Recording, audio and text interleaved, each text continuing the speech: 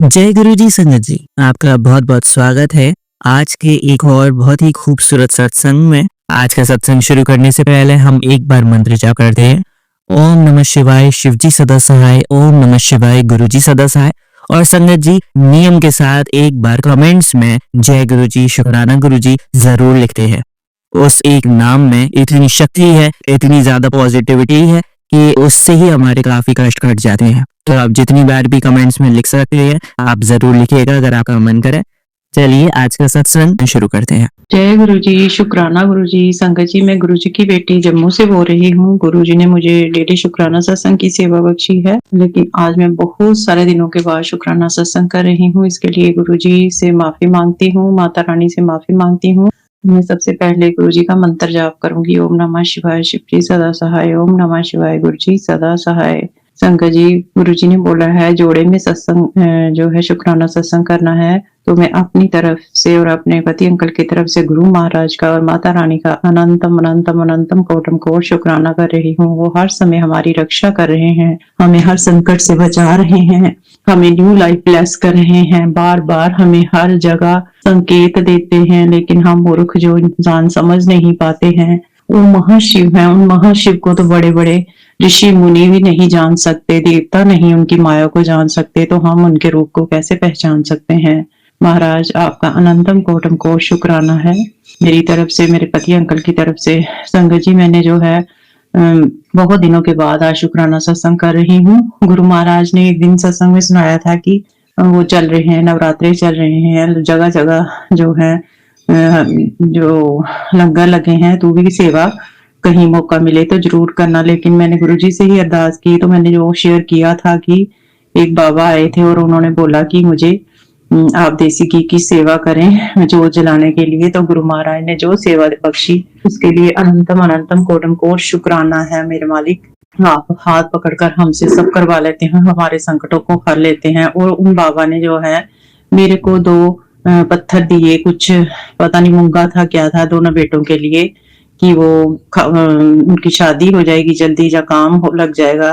पर मैंने दे तो लिए, लेकिन मैं गुरु महाराज ने जब से हाथ पकड़ा है, गुरु महाराज ने इन रहमों से निकाला है पंडितों के। और इन मैंने जब गुरु जी के सामने आके रखा तो मुझे नहीं पता चल रहा था। फिर मैंने पर्ची डाली और उसमें बार बार ना ही आ रहा था, और मैंने ये सोचा कि गुरु महाराज अगर मेरे गुरु जी ये बोलते हैं कि कोई पत्थर नहीं पहनने उनके वचनों में है, तो पत्थर क्या आपको पत्थर तारेंगे? अगर वो पत्थर आप पे गलत असर कर गया तो संगत जी, मैंने वैसे ही वो पत्थर जो है वो इधर ड्राज में ही रख दिए कि मैं इतनी जल्दी उनको फेंक भी नहीं सकती थी कहीं। और मुझे नहीं पता था कि गुरुजी ने दिए हैं या क्या, लेकिन मैं बच्चों को पहनाए नहीं है उनको। उन्होंने बोला था कि अंगूठी में मड़वा के उनको डलवाना है, लेकिन मेरा मन नहीं माना, क्योंकि जब गुरुजी हैं तो फिर किसी भी चीज की जरूरत नहीं है। गुरुजी बोलते हैं पंडितों के चक्कर नहीं लगाने हैं, अगर टेवा मिलाना है तो उसमें मंगल नहीं देखना, कुछ मंगल नहीं होता, कुछ नहीं। गुरु जी के चरणों में सब मंगल ही मंगल है, कुछ भी अमंगल नहीं हो सकता। मेरे मालिक, आप हर समय आप हमारी रक्षा कर रहे हैं। जब सब लिखने वाला यहाँ बैठा हुआ है, सब देने वाला यहाँ बैठा है, जो परम शक्ति माता के साथ जो है महाशिव महाकाली के साथ महाकाल विराजमान है, तो वहां और कोई किसी चीज की, किसी वहमों की हमें जरूरत नहीं है। तो मेरे मालिक, इन वहमों से निकालने के लिए अनंतम कोटम को शुक्राना, छोटी मोटी सेवाएं बख्शने के लिए शुक्राना। और ऐसे ही सारा वो करते हुए हमारे नवरात्रे बहुत अच्छे से हुए। हम नौवीं को जो है कंजक पूजन करते हैं, तो नौवीं वाले दिन हमने बहुत जल्दी से वो प्रसाद माता का बनाया। पहले 2 कंजकें आई, गुरुजी ने बोला था कि मैं जो है माता रानी के साथ मैं भी आऊंगा। तो संगत जी, वहां मेरे कंजकों में पहले 2 छोटी छोटी कंजकें आई, और उसके बाद जो है अष्टमी वाले दिन भी एक कंजक आ गई जो माता रानी का ही रूप थी, जो शायद माता रानी ही आए थे वहां उस दिन। उसके बाद जो है गुरु महाराज ने कंजकें आई, और उनके साथ 2 जो है छोटे छोटे जो लड़के भी आए वीर हनुमान के रूप में। तो गुरु महाराज और माता रानी किस रूप में आ गए, हम कहाँ पहचान सकते हैं उनको। तो महाराज आपका अनंतम कोटम कोट शुक्राना, जो आपने जैसे कंजक पूजन कराया उसके लिए। महाराज आपका मेरी तरफ से, मेरे पति अंकल की तरफ से अनंतम कोटम कोट शुक्राना। मैं व्रत नहीं रख सकती, लेकिन फिर भी मैंने 2 व्रत सप्तमी और अष्टमी का मैंने और मेरे अंकल जी ने रखा। बेटे अंकल ने पूरे व्रत रखे थे, हेल्प अंकल ने और हेल्प आंटी ने भी पूरे व्रत रखे थे, उनके भी शुक्राना महाराज। फिर उसके बाद मुझे गुरु महाराज ने बहुत अच्छा एक छोटा सा ट्रिप प्लस किया। जो मेरी बहन आंटी है उनके घर में सत्संग था 2 अप्रैल को। हाँ, 2 को उनके घर में सत्संग था, शायद 3 को, जिस दिन हनुमान जयंती थी उस दिन उनके घर में सत्संग था।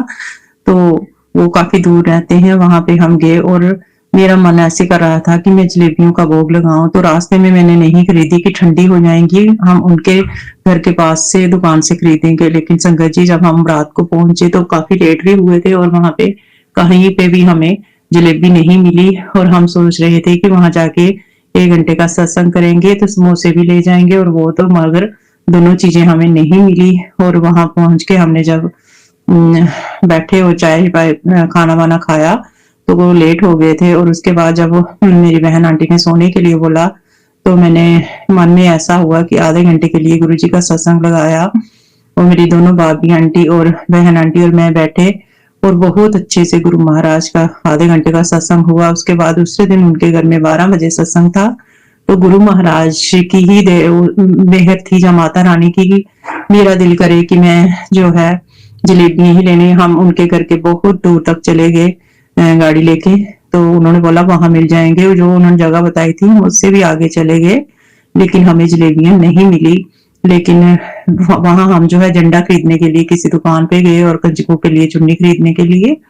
तो वहां पे जो शॉप वाले अंकल थे उन्होंने बोला कि इधर पास ही जो है शिव जी का प्राचीन मंदिर है, आप वहां पे चले जाएं। तो सच में संगत जी, हमें पता नहीं था, वो जहां हम रुके थे गाड़ी लगाई थी वहां उसी के नीचे जो थोड़ा सा जाके वहां शिव जी का प्राचीन मंदिर था, और वो बहुत ही सुंदर और बहुत ही जो है पवित्र मंदिर था, जहाँ पे शिव शक्ति विराजमान थे, हनुमान जी विराजमान थे, कान्हा जी विराजमान थे। वहां पे हमने दर्शन किए, शिव जी को जल चढ़ाया, क्योंकि पूरे दिन से यही मन में हो रहा था कि आज शिव जी को जल नहीं चढ़ाया, आज जल नहीं चढ़ाया, तो शिव जी ने वो भी व्यवस्था कर दी। और रात को जब हमने सत्संग किया तो बहन आंटी थक गई थी, तो उन्होंने भी चाय भी नहीं बनाई और कुछ भी। तो मेरे मन में आ रहा था कि चाय बनाने के लिए गए हैं शायद, तो प्रसाद हम पियेंगे। तो संगत जी, वो जहाँ पे हम गए थे, गुरु महाराज हमें शिव जी के मंदिर में लेके गए, तो वहां के जो पुजारी अंकल हैं, उन्होंने, पुजारी जी हैं, वो साक्षात ऐसे लग रहे थे कि किसी देव रूप में ही हैं। उन्होंने अपने पाँव में चांदी के कड़े पहने हुए थे, तो मुझे ऐसे लगा कि ये शिव ही पहनते हैं पाँव में। तो उन्होंने बोला कि चाय पी लो, और मेरे से ना निकल गया, लेकिन मेरी भाभी आंटी ने बोला हाँ पी लेंगे। उन्होंने बोला नहीं, ऐसे नहीं बोलना कि अगर शिव के मंदिर में आए हैं तो वो चाय के लिए बोल रहे हैं, तो इसका मतलब गुरुजी हमें चाय प्रसाद देना चाहते हैं। और फिर मैं और जो उन्होंने बोला इधर मत्था टेकना है, हमें नहीं पता था। जब हमने वो रूम खोला तो उसमें जो है साक्षात जो है वो नरसिंह भगवान और शालिग्राम जी थे, कान्हा के, कृष्ण भगवान के सारे रूप थे, महालक्ष्मी थी। तो मैंने बोला यहाँ तो पूरी जो है त्रिलोकी ही यहाँ पे है। उसके बाद हमने जब दूसरा रूम खोला तो वहां पे महाशिव थे माता रानी के साथ, और वहां पे ऐसे शिव जी का रूप हमने देखा कि जो हमने देखे ही नहीं थे, इतने सुंदर, इतने।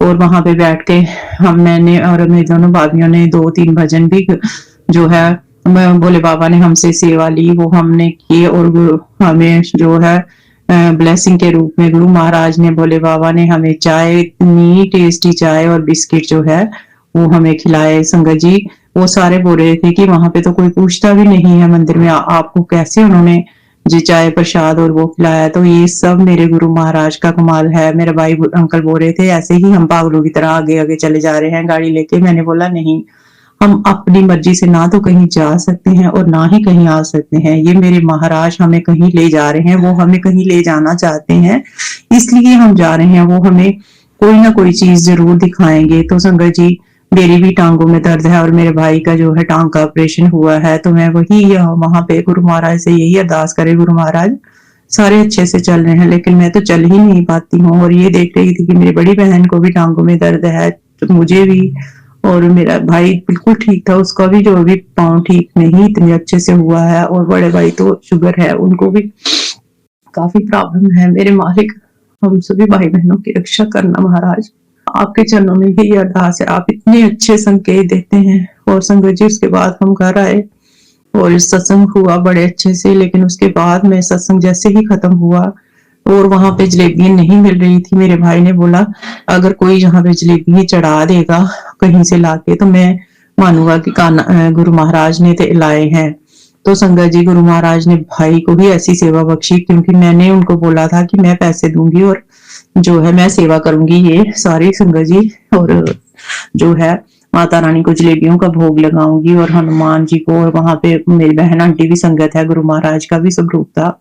लेकिन वो गुरु महाराज ने वो सेवा जो है मेरे भाई अंकल से ही कराई। उन्होंने मेरे से पैसे नहीं, उन्होंने मेरे से सेवा नहीं ली। उन्होंने बोला मेरे को ही ये सेवा करने दो। और मैंने बोला अब आपने माना है गुरु जी को? और उन्होंने बोला हाँ, मैं तो वैसे भी मानता हूँ गुरु जी को, वो बहुत मानते हैं, लेकिन वही बीच में थोड़ा हो जाता है बंदे को कि नहीं ये जो, क्योंकि इंसान रूप में कोई भी इंसान को भगवान नहीं मान सकते हैं, लेकिन जिनको वो अपना रूप दिखा देते हैं वही उनको महाशिव पहचान सकते हैं, महाशिव को पहचान सकते हैं।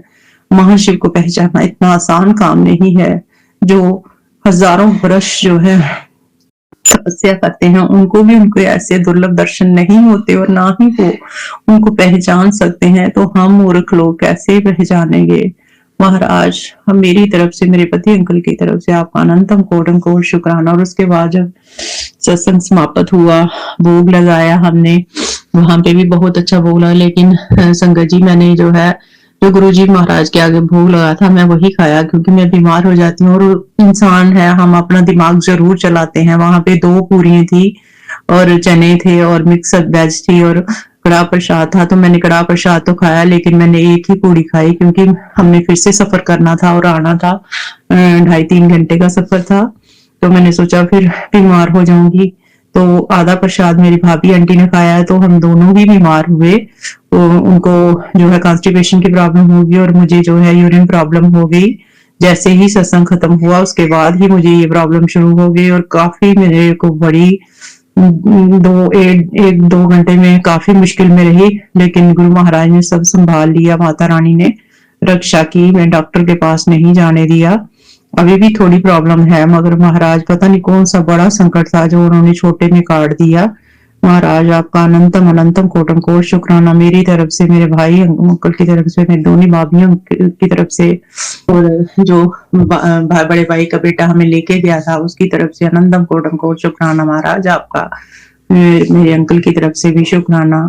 और रास्ते में जो हमें लीला दिखाई है गुरु महाराज ने, रास्ते में हमें जो मेरे संगत जी पुराने लोटे हो गए थे जो मैंने तांबे के रखे थे, गुरु महाराज के शुआ के लाई थी, लेकिन वो कोई साबुन से धो दिए थे या किसी के हाथ से धुलवा दिए थे, तो वो मेरे को वहम था कि ये जो है खराब हो गए और उनमें थोड़े डंट भी पड़ गए थे।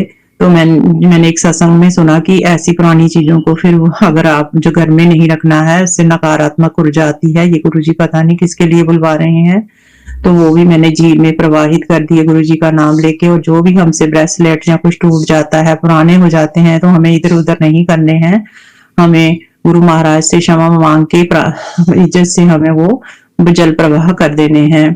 तो गुरु महाराज ने वो भी करवाया। उसके बाद एक वहां पे कुत्ते थे जो मैंने सोचा कि इनको लिए ब्रेड लेते हैं और करते हैं, इनको देते हैं। तो थोड़ी दुकान दूर थी, लेकिन इतनी देर में भाभी आंटी ने उन्होंने जो प्रसाद दिया था पूड़ियों का वो डाला, तो उन्होंने वो भी खा लिया। उसके आगे हमें छोटे छोटे जो है मंकीज मिले, उनको हमने केलों का प्रसाद दिया। उसके बाद जो गुरु महाराज की लीला देखी महाराज, उसके बाद गाय आ गई, हमने गाय को प्रसाद दिया। बहुत दिनों से आ रहा था कि गायों को जो है केले खिला। तो जब सारा कुछ हो गया तो उसके लास्ट में एक जो है ब्लैक कलर के नंदी आए, और बाद में हमने एक जो के बनाना था वो नंदी को दिया।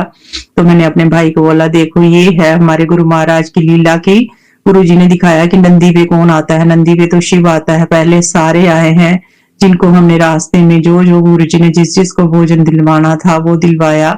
जिस जिस रूप में हम चाहते थे कि हम हनुमान जी को जलेबी का भोग लगाएं, लड्डू का लगाएं, माता रानी को लड्डू का भोग लगाएं, उनके लिए चुन्नी लें, और जो कुत्ते हैं वो भी पता नहीं किस रूप में आए थे, क्योंकि जिस मंदिर में हम गए थे वहां दत्तात्रेय का भी स्वरूप लगा था और उनके पास जो है वो वही बैठे होते हैं, श्वान ही। तो पता नहीं किस रूप में जो है नारायण हमें मिल जाते हैं। सत्संग जब उनके का सत्संग समाप्त हुआ तब भी वहां एक श्वान आया, तो ये भी गुरु जी की कोई वो थी कि किस रूप में भगवान आते हैं, हम उनको नहीं पहचान पाते।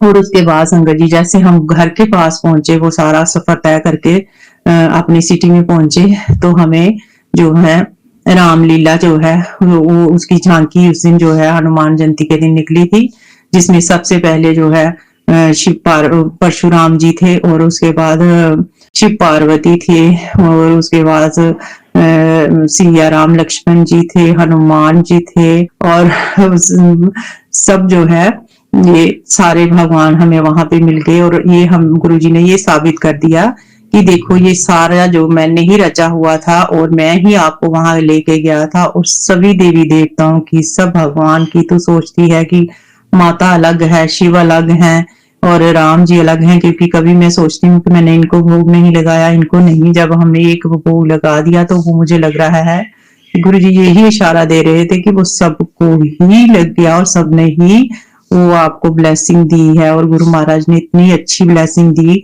जिससे हमें यही पता चला कि जैसे कहते हैं कि होए वही जो राम रचि राखा, राम ही रचा है ये। उन्होंने बोला अब रामलीला की झांकी आई, तो मैंने बोला ये राम की ही तो लीला थी जो हमने जो हम यहाँ से जब वहां जा रहे थे वो हमें कहीं से कहीं ले जा रहे थे। और संगत जी मैं एक बात भूल गई, वहां पे जो मंदिर में जो पुजारी जी थे उन्होंने हमें बोला कि आप कैसे तिलक लगाओगे। एक उन्होंने जो है काटन लगा के जो है रखी थी स्टिक उससे यहाँ, और एक उनके पास वो सांचा था जिसमें लिखा था श्री राम। तो मैंने बोला ये वाला लगा दीजिए, मुझे नहीं पता था उसमें श्री राम लिखा क्या है, लेकिन वो सांचा था। और जब उन्होंने हम सब के माथे पे लगाया तो मैंने देखा कि उसमें श्री राम लिखा, और मैंने जय गुरु जी बोला और जय राम जी की, कि महाराज ही है हमारे, महाशिव ही है जो हमें राम तक पहुंचा सकते हैं, वो हमारे माथे पे राम जी को बिठा सकते हैं। और मैंने बोला कि यही अल्टीमेट पावर है राम जी। और उन्होंने, मेरे भाई ने बोला श्री शिव अल्टीमेट पावर है। संगत जी हम अपने अपने तर्क करते हैं, तो मैंने बोला शिव ही अल्टीमेट पावर है, क्योंकि शिव जो है 24 घंटे बोलते हैं कि वो राम के ध्यान में रहते हैं और राम जी जो है वो हमेशा शिव के ध्यान में रहते हैं। तो राम और शिव एक ही पावर है, वो अलग अलग रूपों में हमें जो दिखाई देते हैं। कि महाराज जो ऐसी बुद्धि डाली, जो ऐसा समझा रहे हो, उसके लिए अनंतम अनंतम अनंतम कोटम कोट शुक्राना। और संगत जी कोई और भी बहुत सारे गुरुजी काम जो है करवा रहे हैं, लेकिन अभी मैं वो शेयर नहीं करूंगी, क्योंकि गुरुजी ने बोला है कि जब तक काम पूरा ना हो तो शेयर जो है वो नहीं बोलना है। तो महाराज से यही अरदास है, महाराज आप जो है सारा काम जो है खुद करवाइए मेरे मालिक। ये सत्संग जो मैंने ऐसे आज इतना अच्छे से खुल के किया है, इससे भी अच्छा खुल के सत्संग फिर हो महाराज, और बड़ा सत्संग में शेयर करूं जब वो काम हो जाएगा मेरे मालिक, आप सब जानते हैं। और संगत जी अभी जो सत्संग में मेरे साथ हुआ, मैं इसको छोड़ रही थी, सत्संग बहुत लंबा हो जाएगा। मेरे को बहुत दिनों से मैसेज आ रहा था कि मुझे मिर्ची के पकौड़े का भूल का। और संगत जी पता नहीं क्यों मैंने पकोड़े भी बनाए एक दिन, और उसको सिर्फ मिर्ची का नहीं बना के, मैंने आलू प्याज के बना के उसमें मिर्ची काट के डाली, लेकिन मुझे नहीं लगा कि उससे मुझे ऐसे भोग लगाना था। आज मेरा बहुत सर में चक्कर आ रहा था, गुरु महाराज का मैसेज भी आ रहा था कि मुझे बहुत सर दर्द हो रही है। मैंने बोला मैं क्या करूं गुरु जी। तो अचानक से खाना बनाते मुझे याद आया और मैंने मिर्ची के पकोड़े बना दिए, और पालक के पकोड़े भी गुरु महाराज ने बोला था एक दिन, तो वो भी बना के गुरु जी के आगे भोग लगाया है। और गुरु जी के स्वरूप के सामने बैठ के मैं गुरु जी का मंत्र जाप कर रही हूँ। मेरे महाराज आप जो है ये प्रसाद ग्रहण कीजिए, आप भोग ग्रहण कीजिए और इसे हम प्रसाद के रूप में पाए मेरे मालिक। आप जो है हमेशा स्वस्थ रहें मेरे मालिक। यही ब्रह्मांड में हम जो है आपके लिए मंत्र जाप करते हैं कि ब्रह्मांड मेरे गुरु महाराज को हमेशा ठीक रखना, क्योंकि वो सारे संसार की रक्षा कर रहे हैं। महाराज आपका अनंतम कोटम कोट शुक्राना, जो आपने इतना अच्छा जो हमें सेवाएं बख्शी, हमें इतना अच्छा ट्रिप ब्लेस किया, उसके लिए शुक्राना। और वहां पे गुरु महाराज ने मुझे 2 सूट भी लेके दिए मैंने वहां से खरीद लिए, गुरु महाराज ने मुझे ब्लेस किए, इसके लिए गुरु जी का शुक्राना। और गुरु महाराज आप हमें ऐसे ही ब्लेस करते रहना महाराज, सभी विपदाओं से, सभी आपदाओं से दूर रखना मेरे मालिक, सब परेशानियों को दूर रखना, हमारे कष्टों को काटना महाराज। जो हमसे गलती हो गई कि मैंने थोड़ा प्रसाद खाया और थोड़ा भाभी को दे दिया, वो शायद मेरी ब्लेसिंग थी और जहाँ भाभी की थी, और हम दोनों ने ऐसे कर दिया, तो महाराज हम दोनों को ही माफ कर देना। हम आपकी बातों को नहीं समझ सकते, हम अपनी बुद्धि चला लेते हैं, क्योंकि गुरुजी बोलते हैं जब मेरे दरबार में आना है तो जहाँ जूते खोलते हो वहां अपना दिमाग रख देना महाराज। अब हम वहीं पे दिमाग रखेंगे। जय गुरुजी, शुक्राना गुरुजी, अनंतम अनंतम कोटम कोट शुक्राना मेरे मालिक, शुक्राना शुक्राना फॉर एवरीथिंग, मेरी तरफ से, मेरे पति अंकल की तरफ से, आपके दोनों बच्चों की तरफ से, हृदय की गहराइयों से महाराज, शुक्राना शुक्राना शुक्राना शुक्राना। और इसी तरह संगत जी, मैं अपने सत्संग को यही विराम देती हूँ और अपने नेक्स्ट सत्संग की तैयारी शुरू करती हूँ। ओम नमः शिवाय, शिव जी सदा सहाय। ओम नमः शिवाय, गुरु जी सदा सहाय। जय गुरु जी, शुक्राना गुरु जी। चलिए संगत जी, अब अगला सत्संग सुनते हैं। जय गुरु जी, शुक्राना गुरु जी के चरणों में कोटि कोटि नमन, और सारी प्यारी संगत जी को जय गुरु जी के शुक्राना सत्संग की शुरुआत महामंत्र के साथ करते हैं।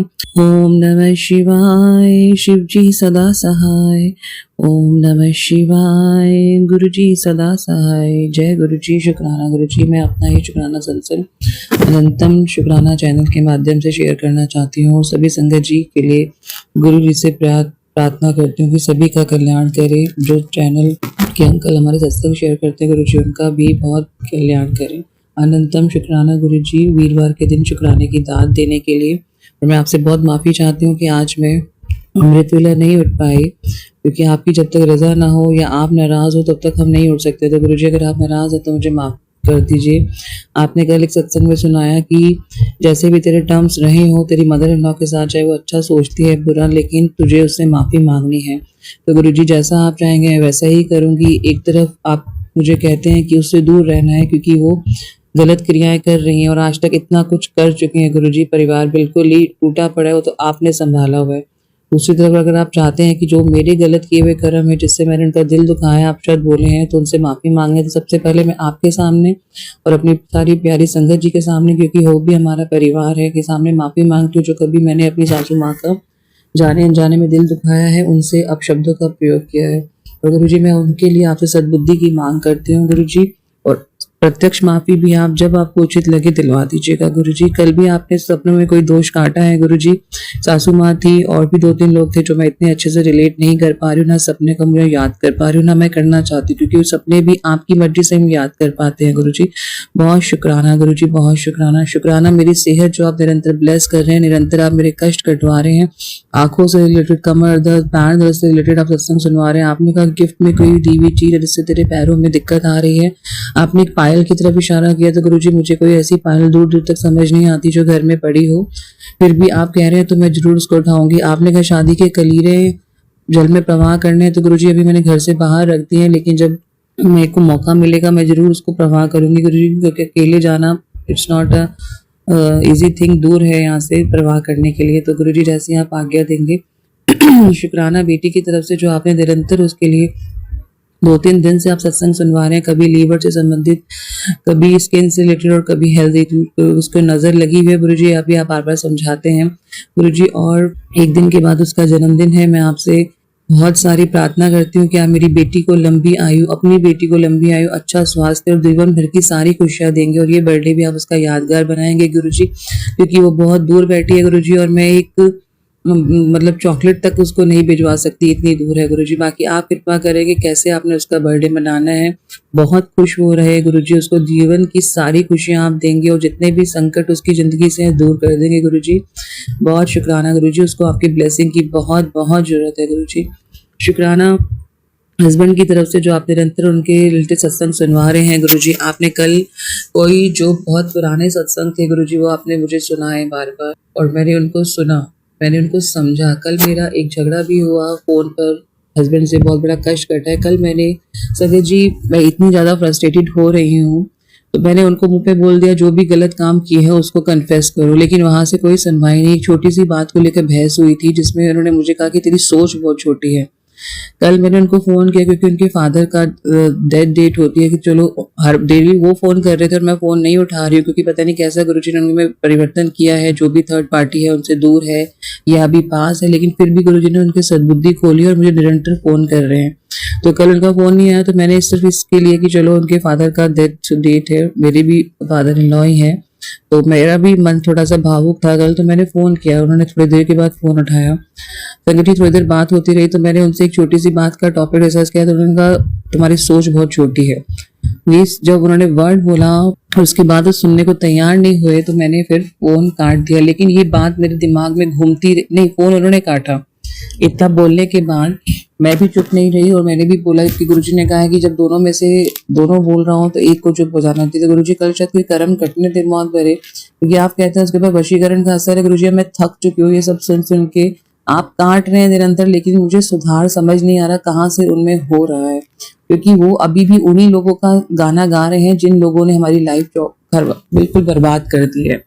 तो गुरुजी के सामने गुरुजी जानते हैं क्या बात हुई। संगत जी उन्होंने जब मुझे बोला सोच छोटी है, और उसके बाद फोन काट दिया और उसके बाद मेरा दिमाग बिल्कुल फट गया। मैंने गुरुजी का मंत्र जाप भी किया, लेकिन फिर मैंने उनको कॉल बैक किया और उनको सारा उलेट दिया कि तुम जो इतने कर्म करते आए हो सब मुझे पता है, क्या क्या कर रहे हो, अपने कर्मों से डरो, क्योंकि कर्मों का संगत जी क्या होता है, माँ बाप के कर्मों का असर बच्चों पे पड़ रहा है, ये वो समझ नहीं रहे हैं क्योंकि अभी उनके ऊपर वशीकरण दिखता है।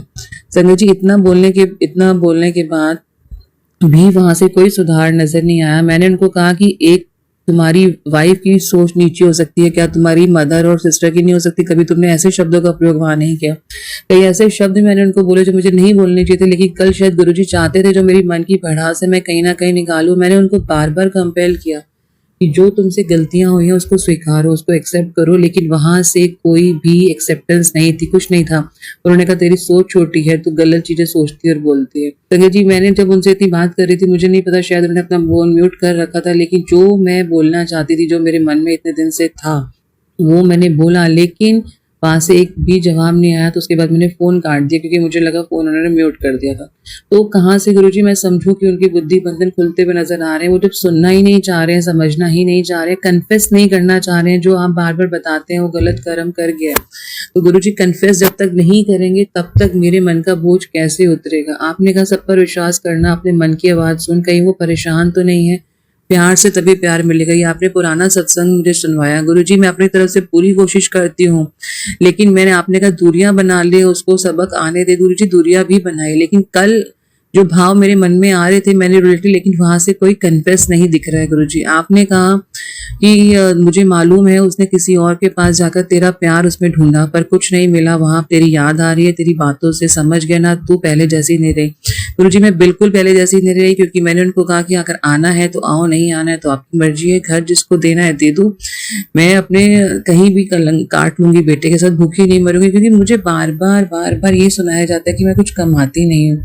मैं संगत जी जब मेरा कैरियर का पीक टाइम था तब मैं बच्चों की रिस्पॉन्सिबिलिटी को संभालना उचित समझा, क्योंकि जो घर के इन लॉ पक्ष थे उन्होंने साथ देने से मना किया, हस्बैंड ने भी उस समय सपोर्ट नहीं किया। तो कहाँ से कोई औरत आगे बढ़ेगी? मुझे पता है जिस एज में मैं बैठी हूँ मेरा बैंक बैलेंस क्या है, गुरुजी जानते हैं, ना कोई आगे मेरी सिक्योरिटी। लेकिन गुरुजी बार बार कहते हैं तुझे आगे की चिंता करने की जरूरत नहीं है। लेकिन गुरुजी जिसके साथ आपने मेरे तार जोड़े हैं, जिसके साथ मेरा बंधन बांधा है, उसका क्या फर्ज बनता है? उसने कभी सोचा कि मुझे अपनी वाइफ के नाम पे ये करवा देना चाहिए, आगे फ्यूचर के उसको दिक्कत ना हो? कभी मकान तक भी मेरे नाम करने की नहीं सोची कि कोई मकान ना लेके मैं भाग जाऊं। इस तरह की परिस्थितियां क्रिएट की गई हैं। उन्हें ये नहीं पता कि आगे जो वाइफ ने मेरे लिए और बच्चों के लिए अपना कैरियर त्याग दिया। मैंने उनको ये भी बोला कि अगर मैं कमा रही होती तो शायद तुम्हें खुशी होती और मैं तुम्हें कितना लाखों कमा के देती, तब शायद तुम्हारे विचार कुछ और होते। तो मुझे नहीं पता मुझे क्या कहा, मैंने क्या नहीं कहा। गुरुजी मैं आपसे माफी मांगती हूँ जो मेरे वर्ड्स हार्श हुए और आपने कहा है कि अपने कर्मों को नहीं बिगाड़ना है, सब मुझ पे छोड़ दे। मैं सिर्फ कल गुरुजी परखना चाहती थी कि उस आदमी में कोई सुधार है या नहीं। मुझे आपके ऊपर कोई अविश्वास नहीं है गुरुजी, आप भी जानते हैं, लेकिन मैं अब थोड़ा पक गई हूँ, फ्रस्ट्रेटेड हो गई हूँ। बार बार एक फाइनेंशियली ताने सुन के कि तू कैरियर तूने कुछ कमाया नहीं, मैं यहाँ कमाने के लिए बैठा हूँ, खर्चे कैसे चलेंगे? गुरुजी जो बाहर नहीं जाते क्योंकि खर्चे नहीं चलते हैं, और आज से नहीं और कितनी बार घर से गए सिर्फ कैरियर का लेके, या जो भी उनपे किया कराया गया था घर में बनने ही नहीं दी गई, यहाँ रह के भी यहाँ नहीं रुके, गुरुजी भी जानते हैं। तो गुरुजी जो आपको ठीक लगे करिए। मेरे मन में जो था मैंने बोल दिया। मैं अब बहुत थक चुकी हूँ गुरुजी। जो रिश्ते मेरे लिए सुखकारी नहीं है, जो सिर्फ मुझे टेंशन दे रहे हैं गुरुजी, आप प्लीज उन्हें दूर कर दीजिए, क्योंकि मैं जीना चाहती हूँ। मैं टेंशन से मरना नहीं चाहती हूँ गुरुजी। क्योंकि संगत जी क्या होता है, हम औरतों में इतनी बड़ी दिक्कत है, इमोशनल हो जाती है। जिसने हमारे साथ इतना बुरा किया, चाहे उसके ऊपर किया कराया गया, वो अपने वश में नहीं था, लेकिन कहीं मन के कोने में एक भाव तो होना चाहिए कि मैं गलत कर रहा हूँ। मैं समझना चाहिए मुझे इस चीज को। हमारे ऊपर भी किया कराया गया गुरुजी, बार बार कहते हैं, तो क्या मैंने अपने बच्चों के लिए सोचना छोड़ दिया? मैं निरंतर गुरुजी मुझे कहते हैं मंत्र जाप कर शुक्राना कर से संकट कटेंगे। मैं जानती हूँ गुरुजी इस लेवल तक आपने अभी हस्बैंड को नहीं जोड़ा है, लेकिन गुरुजी आपका स्वरूप वहां पे है, आप वहां पे हो। आप जहाँ स्वरूप में हो तो आप खुद विद्यमान है वहां पे गुरुजी। तो आपके होते हुए क्यों ये सब चीजें हो रही है? मेरे कार्मिक का पार्ट है अगर गुरुजी, तो आप कटवा रहे हैं, लेकिन मैं नहीं चाहती कि मेरे कार्मिक का पार्ट मेरे हस्बैंड मेरे बच्चों पर जाए गुरुजी। तो मैं आपसे बहुत माफी चाहती हूँ, मुझे माफ करिए गुरुजी, प्लीज मुझे माफ करिए। मेरे कर्मों का फल मेरे बच्चों को और मेरे हस्बैंड को मत भुगवाइए। और आप निरंतर मुझे भाई से रिलेटेड भी सत्संग सुनवा रहे हैं, उस पर कष्ट है गुरुजी। आप ही देखेंगे, क्योंकि मैं क्या क्या चीज संभालूं, मैं क्या क्या पार्ट संभालूं गुरुजी, मैं खुद ही समझ नहीं पा रही क्या चल रहा है मेरे साथ। मेरी इन सभी उलझनों को आप दूर करेंगे, ऐसा मुझे पूरा विश्वास है। मेरी आत्मा को आप प्योर करेंगे, मुझे पूर्ण विश्वास है गुरुजी। बहुत सारे शुक्राना सत्संगों में अगर भीड़ में मेरा एक छोटा सा शुक्राना पुष्प आपके चरणों में गिर सके तो मुझे बहुत बहुत बहुत बहुत तसल्ली होगी गुरुजी। मुझे आपके प्यार की, मुझे आपके सानिध्य की, मुझे आपके सहयोग की बहुत जरूरत है गुरुजी। प्लीज मेरा शुक्राना सत्संग स्वीकार करिए और मुझे आगे क्या करना है मुझे निर्णय लेने की प्लीज प्लीज प्लीज प्लीज सद्बुद्धि दीजिए। मैं आपकी आज्ञा से अगले शुक्राना सत्संग की तरफ बढ़ती हूँ। मेरे वाणों से, मेरे शब्दों से किसी का भी मन कर्म वचन से मैंने दिल दुखाया हो तो माफी मांगती हूँ। जय गुरुजी, शुक्राना गुरुजी, अनंतम अनंतम शुक्राना गुरुजी। चलिए अब मंत्र जाप करते हैं। ओम नमः शिवाय शिवजी सदा सहाय। ओम नमः शिवाय गुरुजी सदा सहाय। ओम नमः शिवाय शिवजी सदा सहाय। ओम नमः शिवाय गुरुजी सदा सहाय। ओम नमः शिवाय शिवजी सदा सहाय। ओम नमः शिवाय गुरुजी सदा सहाय। धन्यवाद संगत जी, आपका दिन बहुत ही मंगलमय जाए। जय गुरुजी, शुक्राना गुरुजी।